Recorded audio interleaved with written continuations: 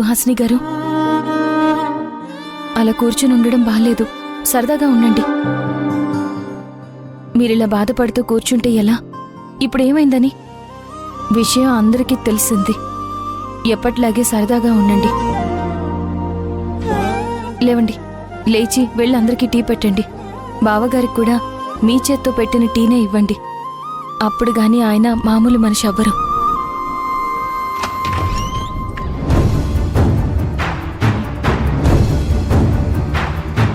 నీ కొంట్లో బాగోలేదని తెలియక ఇష్టం వచ్చినట్టు మాట్లాడేశాను. నేను చాలా బాధ పెట్టాను. అందుకే సారీ చెప్తామనొచ్చాను. పర్వాలేదు. నువ్వు మంచి మనసుతో పర్వాలేదు అన్నా నేను మాట్లాడిన మాటలు నాకు గుర్తున్నాయి. అప్పుడేదో అనేశాను, కానీ ఇప్పుడు ఆలోచించుకుంటే నాకే బాధగా అనిపిస్తుంది. అది సరే, కానీ నువ్విలా ఎన్ని రోజులు నన్ను బాధపడతావు? మీ అమ్మగారిని కానీ మీ నాన్నగారిని కానీ పిలిపిస్తాను, సరేనా?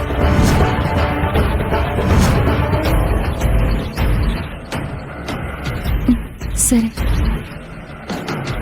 ఇప్పుడు అవన్నీ ఎందుకు? వాళ్ళ అమ్మ వాళ్ళతో మాట్లాడే సంగతి తర్వాత చూసుకోవచ్చు. ముందు 4 రోజులు తనని ప్రశాంతంగా ఉండనివ్వు. వాళ్ళమ్మ నాన్న వస్తే తను ప్రశాంతంగా ఉండదే ఏంటి భూమి? తన గురించి తెలుసు కాబట్టి దగ్గరుండి వాళ్ళు చూసుకుంటారు. మనం చూసేది ఎలాగో మనం చూసుకుంటాం కదా. నీకేం తెలీదు, నువ్వు ఊరుకో. ప్రియదర్శిని, నేను మీ అమ్మ వాళ్ళకి కబుర్ చేస్తాను. నువ్వు ప్రశాంతంగా ఉండు. భూమి, ఇందాక మీ బావగారు పిలిచారు, ఒకసారి వెళ్ళు. సుహాసిని గారు, నేను ఇప్పుడే వస్తాను.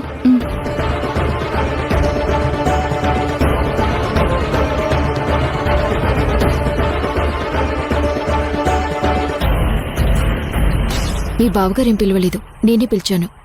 కాకపోతే తన ముందు రా అని పిలిస్తే బాగోదని బావ పేరు వాడాను. ఇప్పుడు నన్ను పిలవాల్సినంత అవసరం ఏముంది? ఏంటి భూమి, ఎప్పుడు ఉన్నవాళ్ళ గురించి ఆలోచిస్తారా?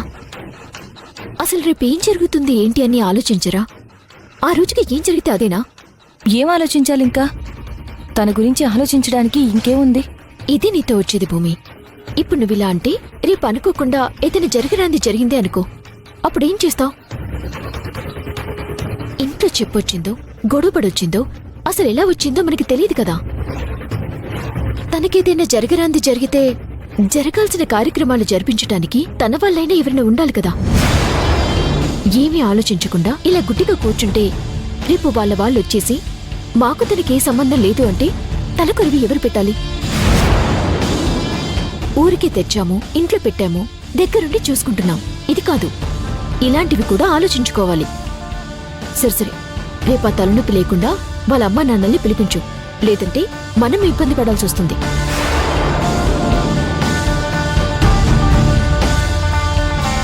అలాగే ఆలోచించినంత లోతుగా నేనెందుకు ఆలోచించలేకపోయాను? తను చెప్పింది నిజమే కదా.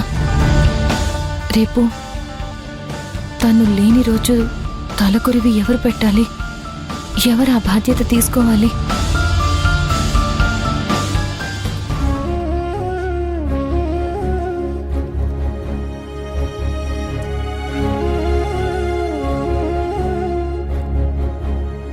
అమ్మా, నాన్న, కాఫీ తీసుకురమ్మంటారా?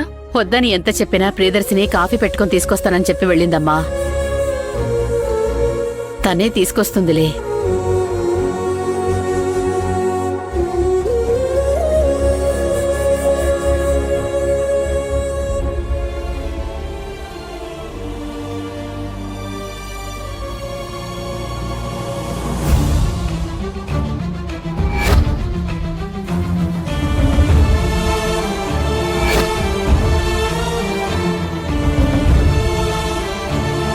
పెదనాన్నతో మాట్లాడుతుంటే నాకే తెలియకుండా చెప్పేశాను. అంత లెక్క లేకుండా పోయిందా? ఒక మాట అమ్మ చెప్పిందంటే దేనికి చెప్పుంటుంది ఏంటి అని ఆలోచించి జ్ఞానం లేకుండా పోయిందా?